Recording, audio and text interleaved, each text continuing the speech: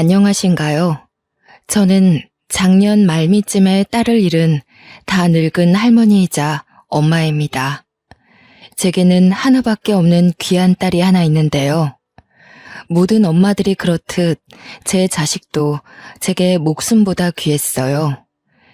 가난한 가정 아래 임신을 미루고 미루다가 힘들게 찾아온 아이였거든요. 제 나이 40살에 찾아온 소중한 생명이었고 저희 가정의 기쁨이었죠. 저와 남편에게 하염없는 사랑과 마음을 베풀던 고운 아이를 잃은 지가 11개월 정도 됩니다. 정말 사랑했고 여전히 너무 사랑하는 제 딸아이를 영영 기억하고 싶어서 이 글을 쓰게 되었네요. 저와 남편은 서로 없는 집안이었지만 그래도 서로 많이 사랑해서 결혼을 하게 되었는데요.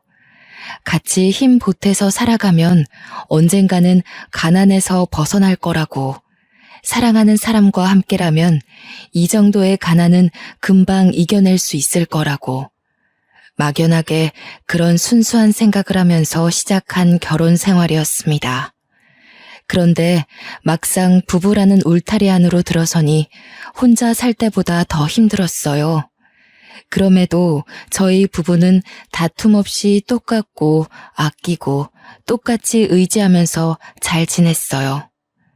가난할수록 서로에게 상처되는 말을 하지 않기 위해 노력했던 거죠.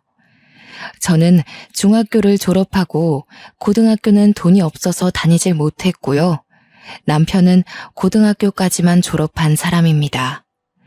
제가 이런저런 여러 가지 아르바이트를 하다가 20대 끝 무렵 남편을 만나서 결혼을 하게 된 거거든요. 저희는 돈이 없어서 결혼식도 남들처럼 거창하게 못했어요. 혼인신고하는 것만으로도 큰 의미가 있었고 함께 살게 된 월세방에서 식탁에 물 하나 떠놓고 반지를 나눠 낀 것이 다였거든요. 그래도 행복했습니다. 부부로 지내면서 당연히 지치고 힘든 순간을 겪었지만 남편을 탓하지 않았고 남편도 저를 탓하지 않았다는 게 행복했던 이유 중 하나이기도 해요. 남편은 택배 일을 하는 사람이었는데 무거운 짐을 많이 들어야 해서 허리가 많이 아팠어요. 한 번은 디스크가 터져서 수술을 받기도 했습니다. 그럼에도 일은 그만둘 수 없어서 계속했는데 병원 갈 돈을 아껴야 하니 매사에 조심은 하고 있었죠. 한 10년을 저와 남편은 무료하고 평범하게 지내왔습니다. 중간중간 아이를 만들고 싶었으나 병원도 못 가는 우리 형편에 아이까지 만들면 사정이 더 어려울 것 같았어요. 당장 일을 해서 돈을 차곡차곡 모아야 하는 실정이기도 했고 좀 더 나은 형편의 아이를 낳아서 아이가 남들 하는 만큼은 배우고 먹으며 살기를 바랬거든요. 가난한 집에서 태어났다고 저희처럼 부족하게 크도록 하고 싶지 않았어요. 그래서 계속 미뤘더니 어느새 제 나이가 40을 바라보게 된 겁니다. 그때까지도 저와 남편은 가난한 형편을 벗어나지 못했습니다. 우선 매달 나가는 월세가 큰 발목을 잡았어요. 다른 걸 아끼더라도 애 하나 키우는 데는 한참 모자란 사정이었죠. 그럼에도 제가 나이를 너무 먹어버렸으니 혹시 몸이 안 좋아 아이가 생기지 않는 상황이 되어버린다면 정말 속상할 것 같았습니다. 저와 남편은 아이와 함께 지낼 환경을 위해서 돈을 벌기도 했거든요. 그렇게 죽을 만큼 돈을 모은 것 같은데도 서울에 집 하나 사기가 이렇게 어렵네요. 아이 없이 이대로 둘이서 살 수밖에 없는 건가 마냥 걱정하고 있는 제게 남편이 어느 날 그런 말을 했습니다. 내가 밤일까지 뛰는 한이 있더라도 당신이랑 내 아이는 안 굶길 거야. 그러니까 우리 아이 가지자. 나 당신이랑 똑 닮은 딸아이 갖고 싶어. 와, 생각만 해도 일하는데 의지가 솟고 힘이 나네. 무리하다가 건강해지면 어쩌려고. 나도 아이가 무척 갖고 싶지만 혹시나 준비되지 않은 우리 형편 때문에 아이가 마음을 다칠까봐 걱정돼. 내가 그렇게 안 둬. 그리고 당신 꼭 아이 낳고 싶어 했잖아. 그러려고 당신 몸 불살라 돈 모으고 아껴온 거잖아. 나는 아이 낳고 잘 키울 자신 있는데 당신은 아니야? 돈 걱정이라면 그건 정말 나한테 맡겨주라니깐. 남편은 형편 걱정 말라며 제 손을 잡고 하룻밤 내내 저를 안심시켜 주었습니다. 남편이 주는 신뢰와 확신, 그리고 저 역시 아이를 보고 싶다는 마음이 더해져 남편과 저는 아이를 만들었죠. 사실 쉽지 않았습니다. 2년간 여러 번의 실패를 겪고 결국 나이 40을 맞이했을 때 제 딸이 찾아왔거든요. 남편이 제 몸을 생각해서 나이 40이 되면 아이는 포기하자고 했었는데 제가 고집부려서 노력한 결과였습니다. 저와 남편은 처음 딸아이를 품에 안은 그 순간을 아직도 잊지 못하고 있어요. 정말 뽀얗고 예쁜 딸아이였거든요. 간호사들도 우리 딸 예쁘다고 막 칭찬을 하는데 그 순간이 제 인생에서 가장 행복한 순간입니다. 이름은 고은이로 지었어요. 간호사들이 계속 곱다고 칭찬을 많이 해줘서 그 자리에서 짓게 된 이름이었죠. 제 딸은 시들어가던 저와 남편의 일상에 피로회복제와 같았습니다. 자식이 있다는 것 하나만으로도 가슴 뛰는 하루를 보낼 수 있다는 게 너무 행복하더군요. 지쳐서 쓰러지는 날이 많던 남편도 피곤함을 무릅쓰고 자기 전에 딸을 그렇게 안고 있다가 잠들었어요. 저희는 하나 있는 딸을 정말 애지중지 키웠습니다. 제 딸은 아기 때부터 성향이 얌전하고 차분한 아이였는데요. 어떻게 그리 말썽 한번 안 피우고 자랄 수 있는 건지. 어쩔 땐 저와 남편은 혹시 아이에게 문제가 있는 건 아닌가 고민도 했었다니까요. 특히 딸은 학교 생활을 굉장히 착실하게 잘 임했어요. 다른 집 자식들은 사춘기면 부모랑 말도 잘 안 섞는다는데 우리 딸은 집에만 오면 조잘조잘 있었던 얘기를 잘 떠들었어요. 친구들과 놀았던 이야기, 수업 시간 어려웠던 과목, 선생님 말씀 등등 끊임없이 이야기 보따리가 새어나왔죠. 식사 자리에서 딸 얘기를 들으면서 밥을 먹으면 저와 남편은 그보다 즐거운 게 없었습니다. 딸이 그만큼 건강하게 커가고 있는 무렵 혼자 밤낮으로 일하는 남편 건강이 걱정되기 시작했어요. 저도 이제 일을 찾아야 했죠. 딸 초등학교만 졸업하면 일을 구하려고 했는데 남편이 중학교까지는 아직 한참 어린 아이라며 고등학생 되면 생각하라길래 더 미루고 있었거든요. 그런데 그렇잖아도 안 좋은 남편 허리가 갈수록 망가지는 게 보여서 더는 안 되겠더라고요. 아니나 다를까 남편은 몇 달 후 명예퇴직을 당했어요. 미안해 여보. 일할 수 있을 때까지 했어야 하는 건데. 그래도 걱정 마. 내가 얼른 다른 일 찾아볼게.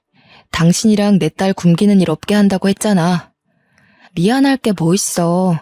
너무 고생했어. 당신은 우리 가족을 위해서 해줄 수 있는 만큼 다 해줬어. 그러니까 더 이상 혼자서는 책임 느끼지 마. 나 당신이랑 함께 살아가려고 결혼한 거지 당신한테 내 인생 맡기기만 하려고 결혼한 거 아니야.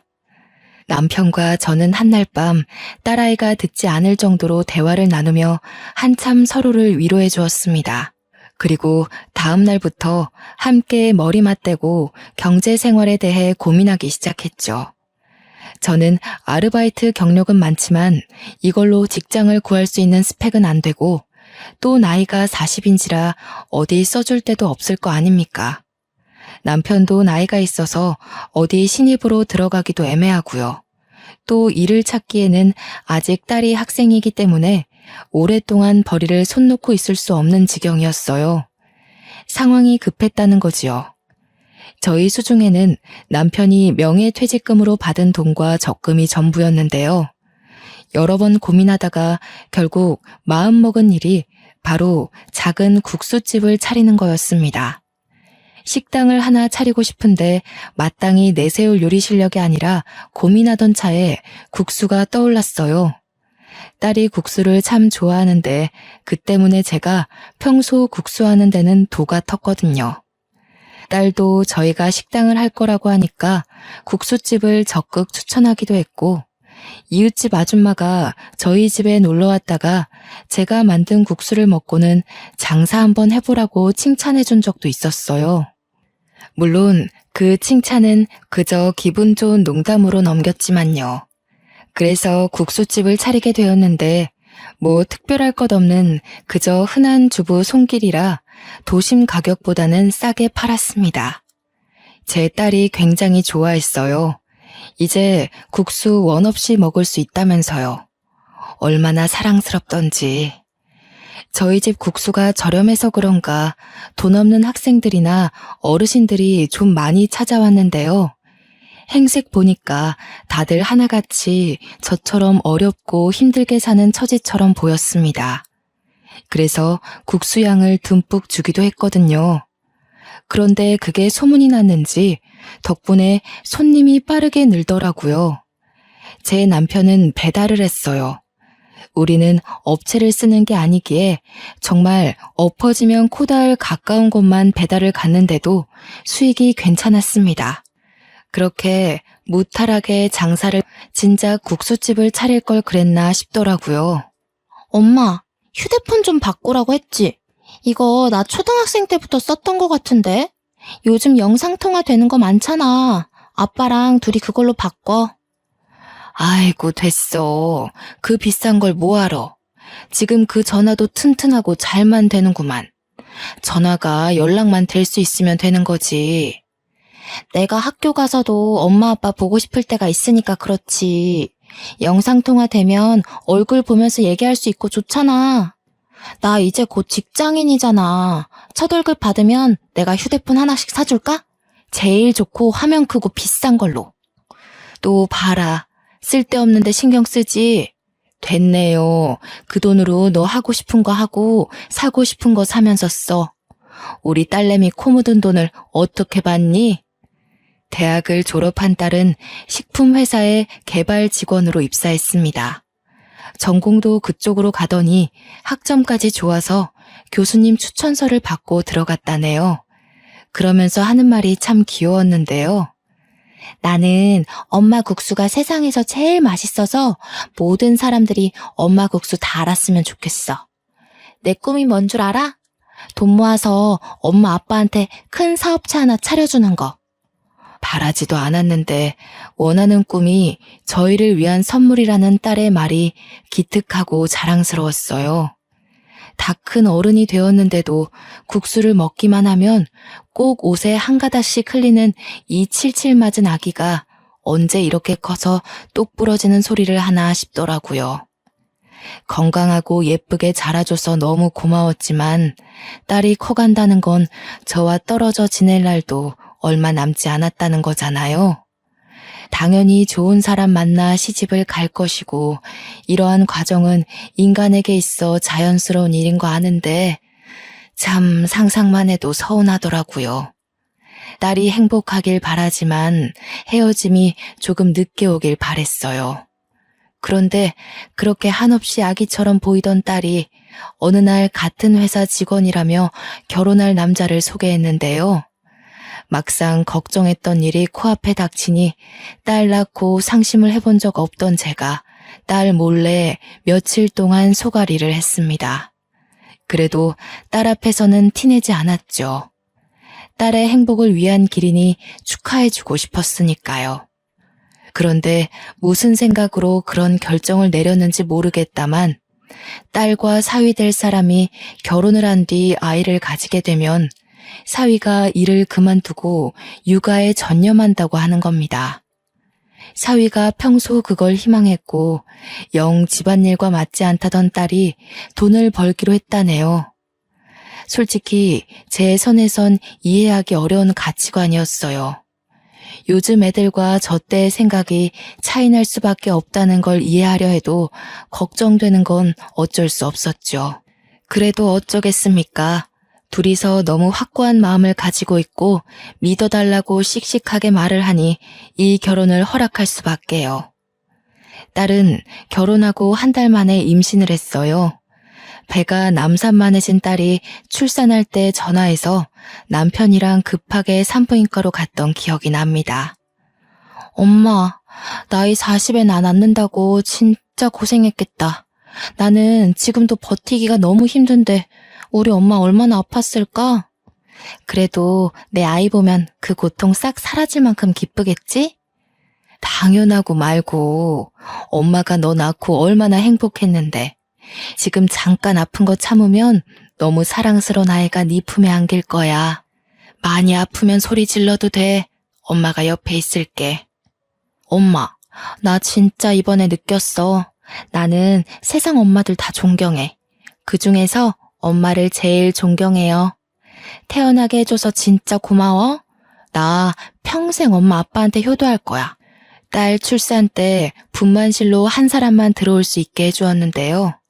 딸이 사위를 두고 엄마랑 같이 있고 싶다고 해서 제가 들어갔어요. 제 눈에는 여전히 품 안의 아기인 딸이 자기 아이를 낳느라 힘들어하는데 그게 그렇게 가슴이 찢기는 기분이더라고요. 아이가 생각보다 잘 나오지 못하고 애를 조금 먹었거든요. 그 순간만큼은 태어날 손녀보다 제 딸 생각뿐이어서 그저 손녀가 원망스럽기도 했네요. 그래도 태어난 손녀가 너무 예쁘더라고요. 제 딸이 태어났을 때랑 얼마나 똑 닮았는지 굉장히 뽀얀 아기였어요. 제 딸을 낳았을 때와는 또 다른 행복감이 밀려오더군요. 그 손녀를 제가 가장 먼저 안아보았어요. 딸은 육아휴직으로 1년을 집에서 쉬다가 손녀가 2살이 되었을 때 결혼 전 약속했던 것처럼 사위랑 역할을 바꾸었어요. 그때부터 사위가 살림을 했고 딸이 직장에 나가서 돈을 벌어왔죠. 딸도 사위도 괜찮아 했고 이런 역할 분배가 적성에 맞다는데 저는 왜 이렇게 걱정이 되는지 저도 참 주책이더라고요.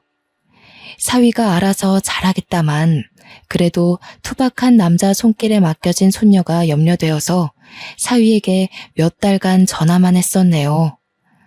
혹시 모르는 거 있으면 나한테 전화하고 괜히 사부인한테 전화했다가 잔소리 들을라. 너희가 잘하고 있다고 해도 어른들은 걱정될 수밖에 없거든. 또 귀한 아들 고생시킨다고 사부인이 우리 고은이 미워하면 어쩌니? 아닙니다. 장모님, 저희 어머니께서 고은이 엄청 좋아하세요. 여자가 야무지고 강단 있다고 고은이 때문에 저희 집이 잘 돌아간다고 했는걸요. 저보고 매일 고은이한테 엎드려 절하래요. 사위 인상이 참 좋다고 생각은 했었는데 시간 지나고 보니 인품도 참 훌륭하더라고요.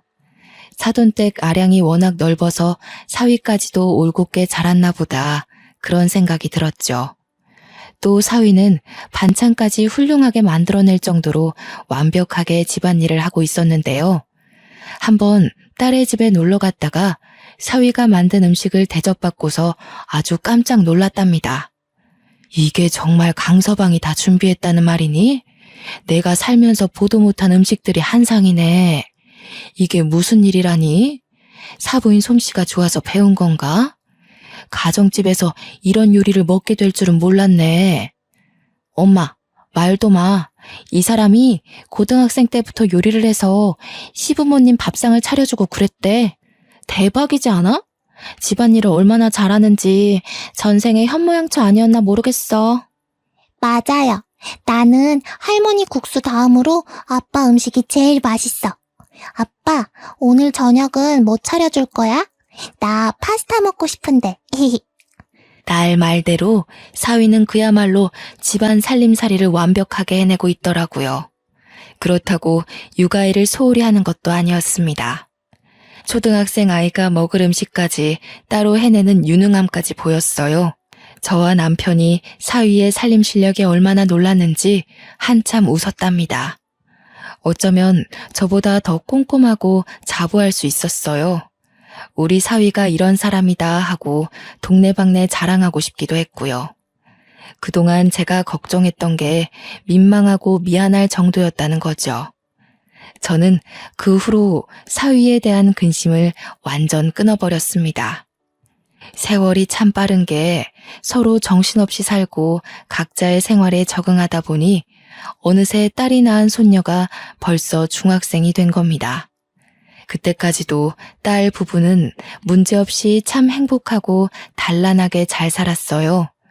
외조, 내조 각자 임무에 충실하다 보니 잘 살 수밖에 없었겠죠. 딸 사정이 경제적으로 많이 안정된 터라 저는 딸에게 은근슬쩍 둘째 손주를 묻기도 했는데요. 보영이가 나중에 크면 혼자 쓸쓸하지 않겠어? 동생 하나 만들어주지 그래. 아직 둘째 생각은 없는 거야? 나이 들면 갖고 싶어도 몸이 안 따라줘. 나는 보영이 하나로 만족해. 나도 외동이잖아. 그래서 엄마 아빠한테 그만큼의 사랑을 받을 수 있었다고 보거든. 내가 받은 사랑의 크기를 보영이도 느끼게 해주고 싶어. 난 엄마 아빠가 나만 봐줘서 너무 행복했거든. 딸은 나이가 들어도 부모 눈엔 한참 아기라는 걸 이럴 때 또 느꼈네요. 저는 한때 남편과 제 마음이 딸에게 전해지지 않으면 어쩌나 걱정하기도 했는데 다행히도 딸은 우리의 사랑을 알아줬나 봅니다. 참, 손녀 보영이가 정말 제 딸의 마음씨를 쏙 빼닮았더군요. 중학생이라 한참 사춘기일 텐데도 일주일에 한 번씩이나 이 낡은 국수집에 와서 얼굴을 비춰줬습니다. 엄마가 할머니 국수 엄청 자랑하더라고요. 근데 자랑할 만했다. 너무 맛있어요. 저 다음 주에 친구 데려와도 돼요? 제가 친구들한테 우리 할머니 국수 엄청 맛있다고 하니까 친구들도 먹고 싶대요. 어머, 정말? 친구들 많이 데리고 와. 할머니가 국수 공짜로 해줄게. 우리 손녀 친구들은 얼마나 착하고 예쁜지 보고 싶네. 학교 생활 어떻게 하는지도 좀 들어보고. 손녀를 보면 꼭 예전에 밥도 안 먹고 국수만 먹으려고 하던 제 딸을 보는 것 같아서 기분이 좋았어요. 까르르거리는 손녀의 웃음 덕분에 바쁜 장사에도 얼마나 힘이 솟는지 모릅니다. 가난으로 허덕이며 그저 행복만을 쫓아 살던 저와 남편은 딸 고은이를 낳고부터 이렇게 정말 소중한 나날들만 이어지고 있었어요. 남편과 둘이 장사를 마무리하고 집에 누워 눈 감기 전에 늘 행복에 겨워 죽겠다는 말을 많이 했던 것 같아요. 그런데 왜 그런 말 있잖아요. 행복이 클수록 그만큼 큰 불행이 찾아올지 모른다는 말이요. 저는 가족이 있기 때문에 살면서 그 어떤 고난도 고난이라 생각지 않고 넘길 만한 힘이 있었어요. 허나 그날 저녁 사위에게 온 연락은 제가 쌓아온 모든 인생을 한순간에 무너뜨려 버렸어요. 장모님, 늦은 시간에 연락드려서 죄송해요. 급한 일이라. 여기 집 옆에 대학병원인데요. 지금 바로 와주실 수 있으세요? 고은이가 사고를 당해서요. 이때 심장이 내려앉은 기억은 아직도 괴롭고 잊히지가 않아요. 가타부타 설명을 들을 정신도 없이 저와 남편은 일하던 옷차림 그대로 식당을 뛰쳐나갔습니다. 마감 중이던 식당을 문도 못 잠그고 정신없이 나왔죠. 급하게 택시를 타고 사위를 찾아서 만났건만 딸 얼굴을 바로 확인할 수가 없었습니다. 사위 말로는 딸이 현재 수술실에 있는 상황이라고 했어요. 강서방, 이게 어떻게 된 일인가? 무슨 일인 거야? 내 딸 괜찮은 거지? 아무 일 없는 거지? 수술하면 괜찮은 거라고 그랬어? 큰일은 아닌 거지? 자네는 우리 딸 만났어? 어떻든 그냥 가벼운 수술하러 들어간 거잖아. 그렇지? 죄송합니다. 고은이가 장모님 장인어른께 드릴 게 있다고 내려가는 길에 교통사고가 났어요. 혼자 다녀오겠다고 가길래 이렇게 될 줄은 몰랐는데 그렇게 혼자 보내는 게 아니었는데 이미 병원에 올 때부터 뇌사 상태여서 경과가 좋지 않을 거라고 해요. 어떡해요, 장모님? 장인어른, 고은이 어떡하면 좋아요? 사위가 제 딸의 마지막을 예감한 사람처럼 울면서 얘기를 하는데 저는 다리에 힘이 풀려 그대로 주저앉아 버렸습니다. 남편은 어쩔 줄 몰라서 가슴을 내려치며 수술실 문 앞을 방황했어요. 저 또한 바닥을 절절 기며 내 딸 고은이 이름을 부르고 통곡했죠. 저는 그래도 딸이 무사히 수술을 마치고 나와 엄마 그 한마디 해줄 거라고 마지막까지 희망을 갖고 있었어요. 그러나 기적은 일어나지 않았고 사위한테 그렇게 들은 말이 딸의 마지막 소식이 될 줄은 몰랐습니다.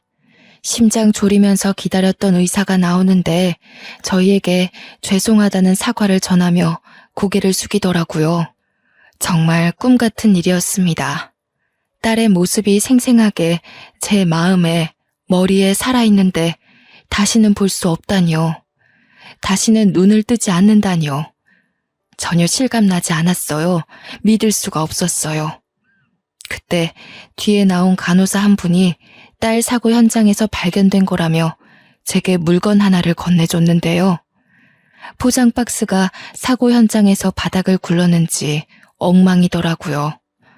다 허물어진 그 박스를 열었더니 휴대폰 2짝이 있는 거 아니겠습니까?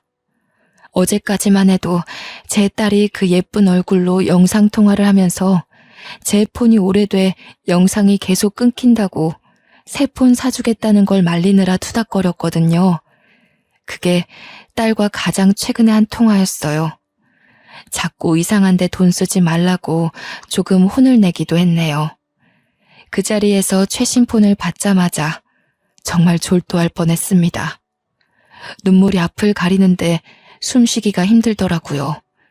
그리고는 나중에 딸이 천에 가려진 채로 실려 나왔고 그 자리에서 한참이나 딸을 쥐고 대성통곡을 했어요. 천을 걷어내 곤히 자고 있는 딸을 보듬어 안으며 손을 주무르며 그렇게 몇 분 동안 딸 이름을 부르며 울부짖었습니다.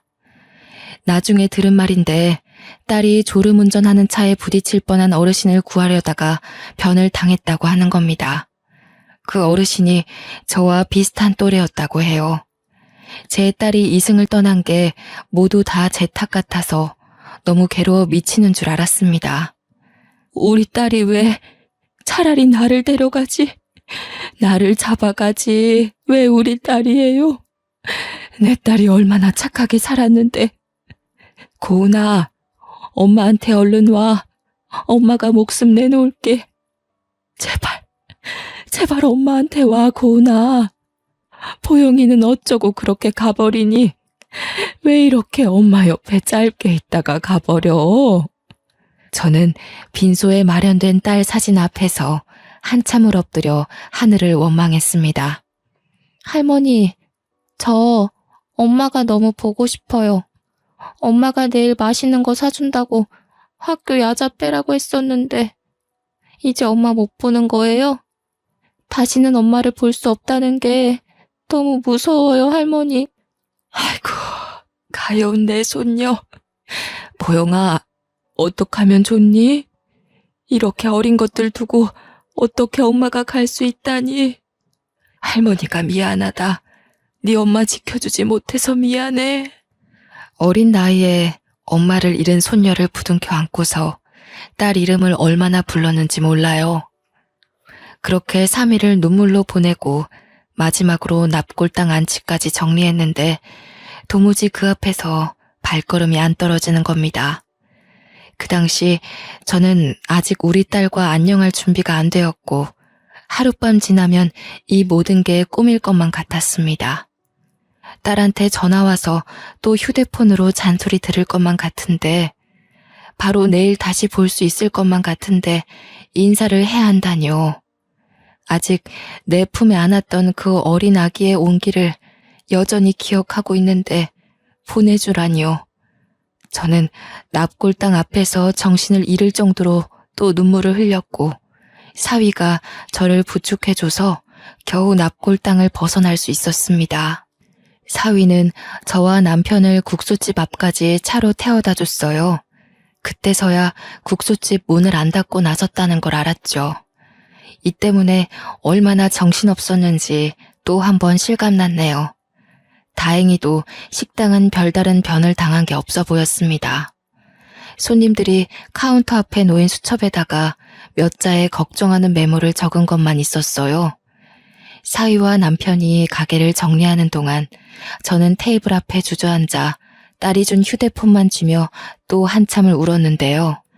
앞으로 살아갈 날이 너무 무섭더라고요. 과연 내가 내 딸 없는 세상에서 살아갈 수 있을까? 고은이 없이 웃을 수 있을까? 내 딸의 따뜻한 품, 다정한 눈빛, 함께한 세월을 가슴속에 묻을 수 있을까? 너무 자신이 없어서 한없이 무너져만 갔죠. 일어서고 싶은 마음도 없었어요. 그래서 그 뒤로 가게 문 앞에 사정을 설명하고 당분간 일을 나가지 않았습니다. 이 식당을 차리게 해주고 마음먹게 힘을 준 딸이 이 세상에 없는데 제가 일할 의지가 어디 있겠습니까? 아무것도 할 의욕이 없어서 집에서만 그렇게 시름시름 앓는 걸 어느 날 사위가 집으로 오라고 연락이 왔더라고요. 딸의 짐을 정리하기도 해야 해서 저와 남편은 마음을 추스르다 말고 딸 집에 올라가게 되었습니다. 제 딸의 물건을 정리하면서 하나둘 실감을 해나갔고 딸을 잊지 않기 위해 딸의 모든 흔적을 새기고 또 새겼어요. 장모님, 장인어른, 제가 이제 일을 나가봐야 해요. 그럼 보영이 혼자 집에 있어야 하는데 괜찮으시다면 저희 집에서 지내주실 수 있으세요? 보영이가 엄마 보고 싶어서 많이 힘들어하는데 장모님이 같이 계셔주면 위로받을 수 있을 것 같아서요. 그래, 보영이가 많이 힘들어하지? 그 어린 것이 엄마를 잃었는데 얼마나 가슴이 아플고. 나도 고은이 아빠랑 둘이 있는 것보단 보영이랑 같이 있는 게 나을 것 같네. 강서방은 신경 쓰지 말고 바깥일 봐. 그런데 나이가 차서 어디 일 구할 데가 있으려나 모르겠네. 최대한 알아봐야죠. 그렇잖아도 결혼하기 전에 일했던 선배한테 연락을 해봤거든요. 전문직은 아니고 11개월 계약인데 급한 대로 그것부터 시작해볼까 해요. 자네도 마음 추스를 시간이 필요할 텐데 강서방도 강서방대로 많이 힘들 거 아니야. 우리 고은이가 그렇게 가버려서 자네도 얼마나 속이 썩어 있겠어. 장모님, 장인어른 앞에서 철부지처럼 보이기 싫은데 솔직히요, 고은이가 너무 보고 싶어요. 장모님, 제가 고은이 없이 살아갈 수 있을까요?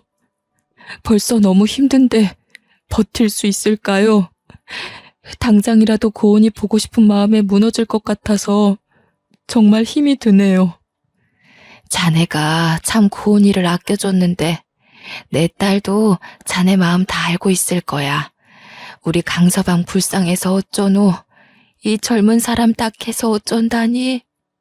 사위는 장례식 내내 주변 상황과 장례 절차를 챙긴다고 슬퍼할 여유도 없었습니다. 또 저와 남편을 보필한다고 마음 놓고 울지도 못했겠죠. 그런 사위가 제 앞에서 어린아이처럼 서럽게 울기 시작하는데 그 모습이 너무 가여웠어요. 저는 또 한참을 사위와 부둥켜 안고 눈물을 흘렸네요. 저와 남편은 딸 집에서 한동안 사위 손녀와 같이 지냈어요. 사위는 고등학생 손녀를 키워야 하기 때문에 직장을 다니기 시작했고 손녀도 저를 할머니 이상 엄마로 생각하며 슬픔을 극복해 나갔어요. 저희가 딸 없이 이렇게 지낸 지 7개월 정도가 지났을 때였습니다. 저는 손녀가 하교하면 먹을 국수를 끓이고 있었고 남편이 집안 청소를 하고 있는데 누가 집에 초인종을 누르는 겁니다.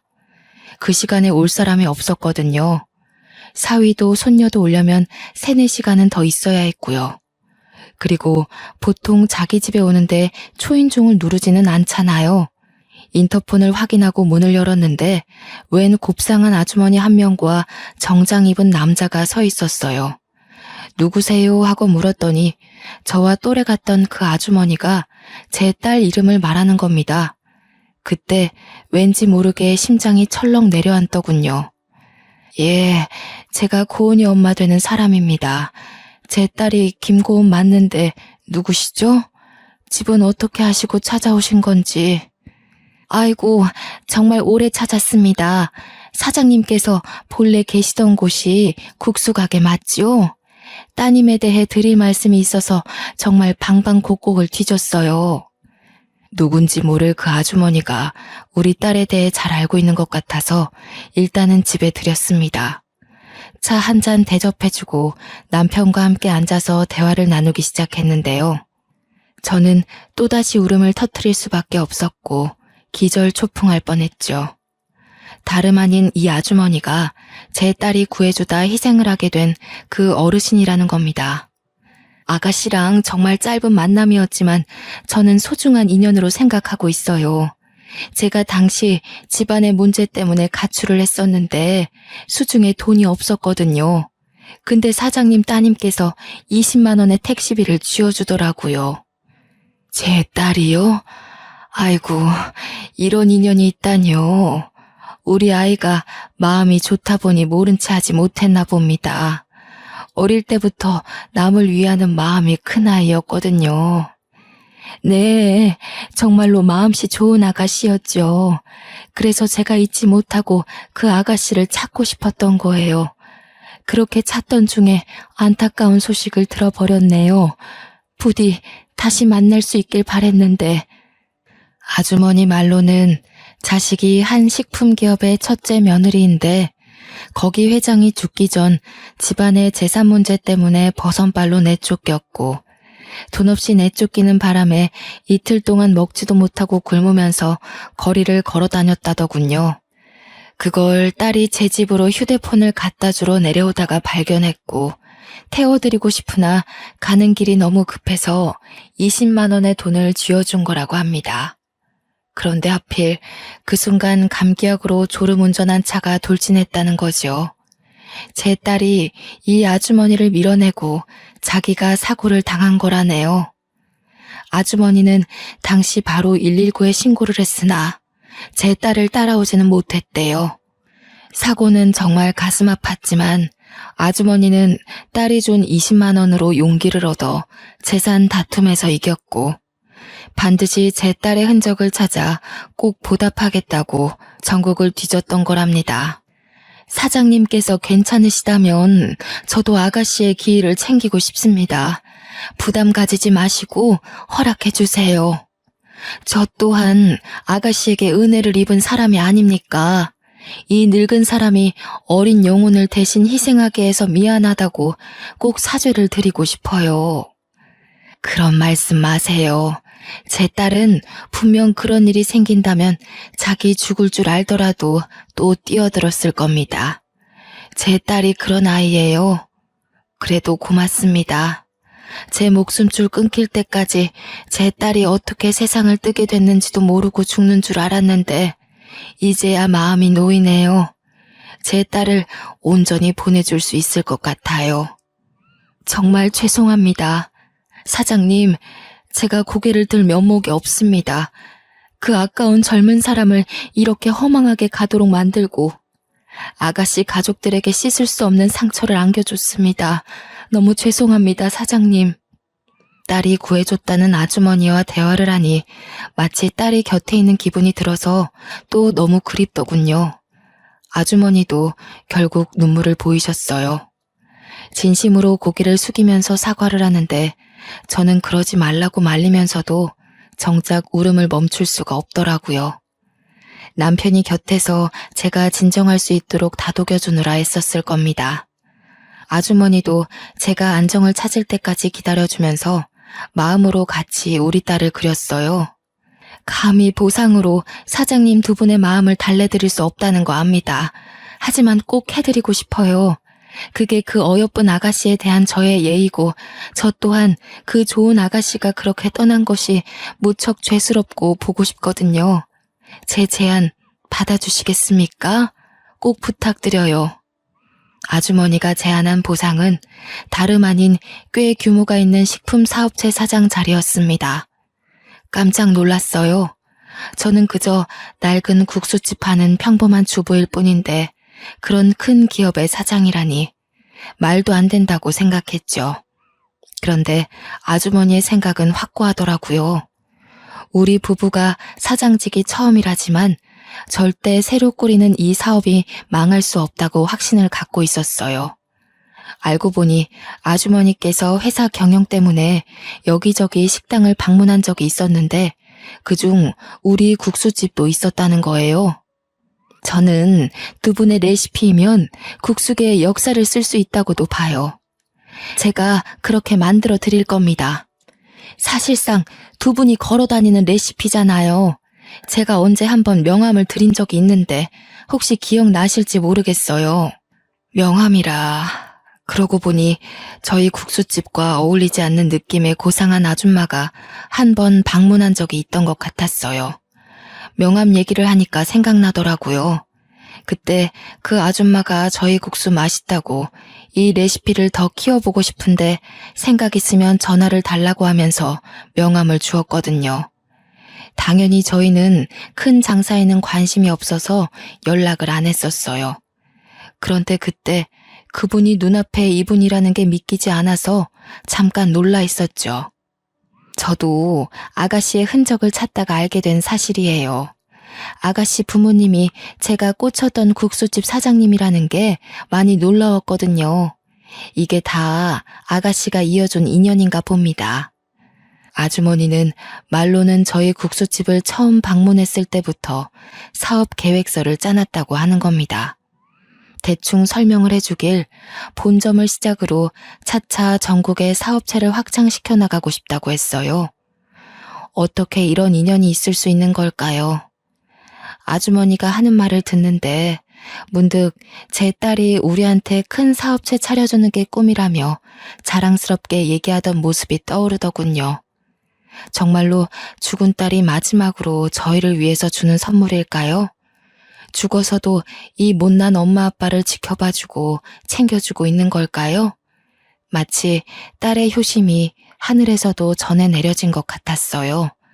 그렇잖아도 다 늙은 사람 둘이서 언제까지 사위한테 기댈 수 없는 노릇이고 또 사위도 다 늙은 나이에 신입으로 들어간 거라 연봉이 낮아서 문제였는데 일자리가 필요하긴 했거든요. 아무래도 딸의 선물이 맞나 봅니다. 식구들이 어렵게 지내는 걸 지켜보고서 또 자기 몸 불살라 우리를 살려주는구나 생각이 되었어요. 너무 과분하지만 저는 아주머니 제안을 받았습니다. 남편도 저와 같은 생각을 했는지 고은이가 우리한테 마지막까지 효도를 하고 가네라며 눈물로 아주머니 제안을 감사히 받더군요.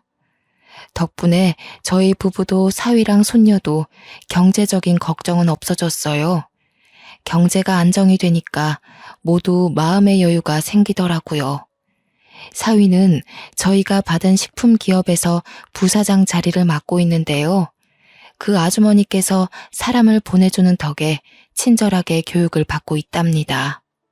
저랑 남편은 이렇게 큰 사장 자리가 처음이라 실수가 많았지만 그래도 딸이 준 마음이라고 생각하여 열심히 익히며 배우고자 노력하는 중이에요. 지금은 수도권 쪽에 사업체 몇 군데가 확장되었고요. 한동안 사업 경영을 익히느라 정신없이 세월을 보냈다 보니 어느새 딸 기일이 다가왔더라고요. 이 사연을 쓰게 된 것도 내일이 1년 만에 찾아온 딸의 첫 기일인데 오랜만에 딸과의 지난 날을 추억해보고자 또 딸과의 세월을 기억하고자 시작한 일이었습니다. 청승맞게도 쓰면서 또 울기만 했네요. 키보드를 몇 번이나 닦았는지 모릅니다. 그래도 딸 생각하며 손녀를 돌보고 있다 보니 손녀를 통해 제 마음을 많이 위안받고 있어요. 제 딸이 자기와 똑 닮은 손녀를 낳아준 게 얼마나 고마운지 몰라요. 내일 기일에는 시댁 식구까지 함께 딸을 보러 가기로 했답니다. 저희는 손녀를 위해 아직 사위네 집에 함께 살고 있는데요.